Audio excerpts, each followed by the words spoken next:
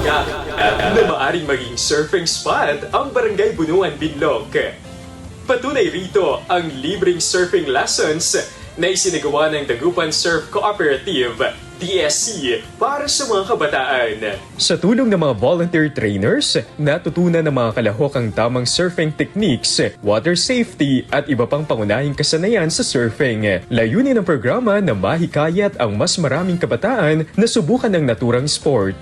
Ayon sa DSC, ang mga alon sa Bonuan Binloc ay may potensyal para sa surfing. Hangad din ng grupo na mas maraming kabataan ang matutong mag-surf at mas makilala ang barangay. Nagpasalamat naman ang Dagupan Surf Cooperative sa mga volunteer trainers at sa mga opisyal ng Barangay Bonuan Binloc sa kanilang suporta sa pagsusulong ng water sports tulad ng surfing sa komunidad.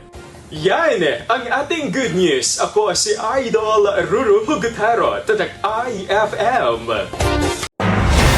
IFM News. IFM News. IFM News.